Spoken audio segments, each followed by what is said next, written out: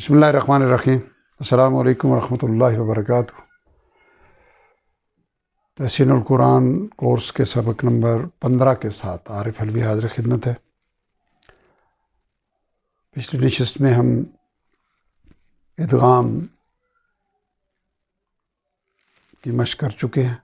4 حروف میں ادغام غنہ کے ساتھ اور 2 حروف میں بغیر غنہ کے ساتھ، نون ساکن اور نون تنوین کا ادغام۔ اب تک ہم 3 حالتیں پڑھ چکے ہیں: اظہار، اقلاب اور ادغام۔ چوتھی اور آخری حالت رہ گئی ہے اخفاء۔ اخفاء اور ادغام قریب قریب ہے۔ ادغام میں نون کے مخرج پہ زبان کو ٹکا کے، یعنی جن میں ادغام کرنا ہے، غنہ کے ساتھ ادغام کرنا ہے، اور جن 2 حروف میں غنہ کے بغیر کرنا ہے تو وہاں تو وہ معاملہ ہی دوسرا ہے۔ تو وہاں نون کے مخرج پہ زبان کو ٹکا کے آواز کو ناک میں لے جائیں گے تو غنہ ہوگا۔ اور اخفاء میں کیا ہوگا کہ زبان کو نون کے مخرج کے قریب رکھتے ہوئے، یعنی نون کے مخرج پہ زبان کی نوک ٹکے گی نہیں بلکہ قریب لے جا کے آواز کو ناک میں لے کر جائیں گے تو اخفاء ہوگا، یعنی چھپا کر غنہ کریں گے۔ اور ان 3 حالتوں میں اظہار میں ہم نے پڑھا کہ 6 حروف میں ہوتا ہے حمزہ ہا عین خا غین خا۔ اقلاب میں ہم نے پڑھا 1 حرف 6 اور 1 7، اور ادغام میں ہم نے 6 حروف یرملون، تو 7 اور 6 13، 28 میں سے 13 نکالے، پیچھے بچ گئے 15۔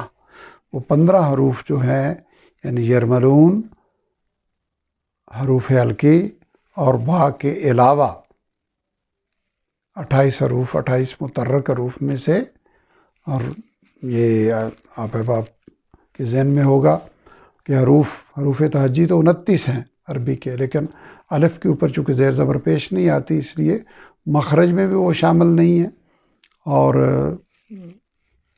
باقی احکام میں بھی وہ شامل نہیں ہے۔ 28 حروف ہی ان میں شمار ہوتے ہیں۔ تو یہ 15 حروف ہیں: تا سا جیم دال زال زا، سین شین صاد ضاد طا ضا فا قاف اور کاف۔ ویسے تو یاد کرنا آسان ہے کہ یرملون، حروف ہلکی اور با، ان کو نکال کے باقی جو بھی بچیں گے، لیکن پھر بھی دال زال کا ایک سیٹ ہو گیا، سین شین کا ایک سیٹ ہو گیا، صاد ضاد کا ایک سیٹ ہو گیا، اور طا ضا کا ایک سیٹ ہو گیا۔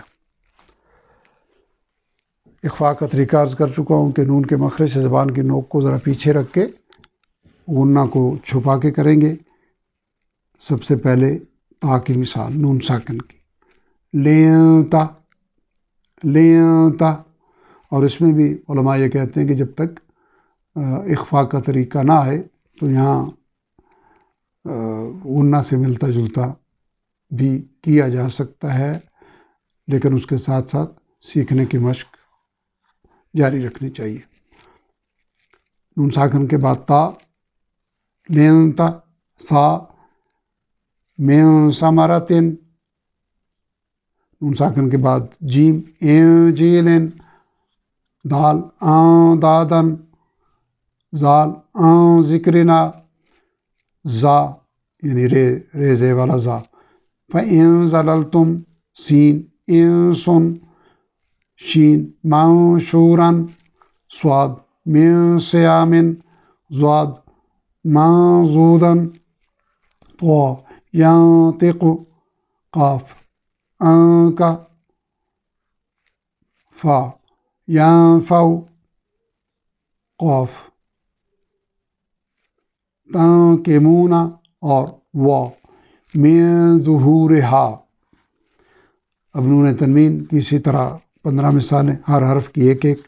پہلے تا، شجرۃ تخرج، سا، شہاب ثاقب، نون تنوین کے بعد سا، خلق جدید، جیم کی مثال، اب دال کی ماء دافقن، زال فاعل ذالک، زا وعظ زخرفا، سین مئت سنین، شین عذاب شدید، صاد رجال صدقوا، ضاد مسجدا ضرارا، طا قوما طاغین، ضا لبعض ظہیرا، فا خلیفة فی الارض، قاف ثمنا قلیلا، کاف کتاب والا کاف، عشرۃ کاملۃ، یہ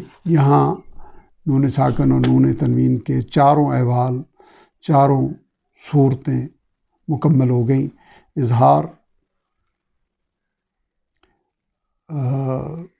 اقلاب، ادغام اور اخفا۔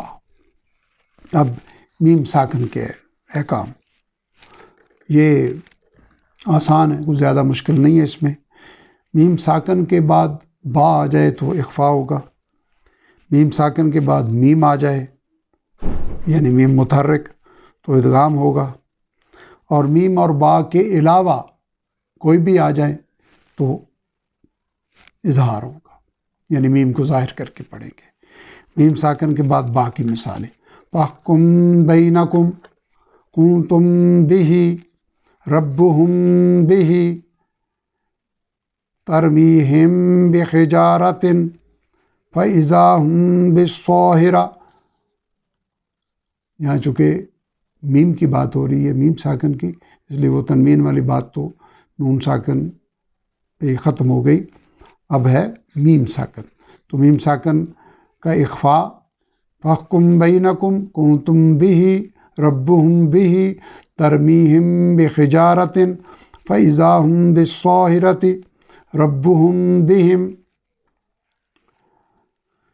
اب میم کے بعد میم، یہ ادغام ہے، ام ہم ما،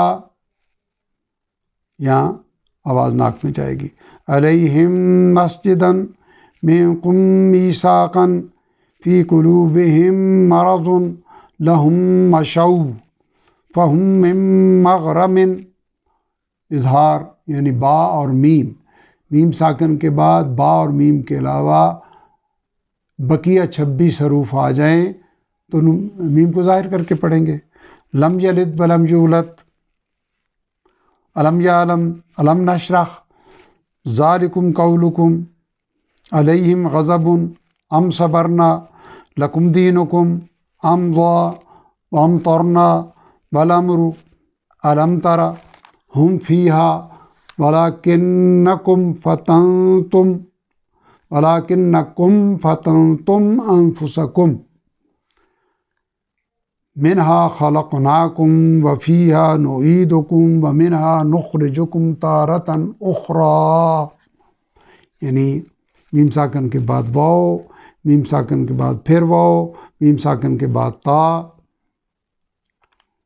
یہاں ہمارا میم ساکن کا یعنی پہلے نون ساکن اور نون تنوین کا اخفا ہم نے پڑھا آج کے سبق میں، اور آخر میں ہم نے میم ساکن کا اخفا پڑھا، ادغام پڑھا اور اظہار پڑھا۔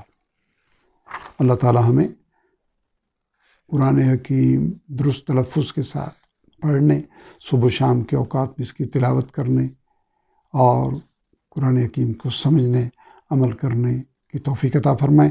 وآخر دعوانا الحمد للہ رب العالمین۔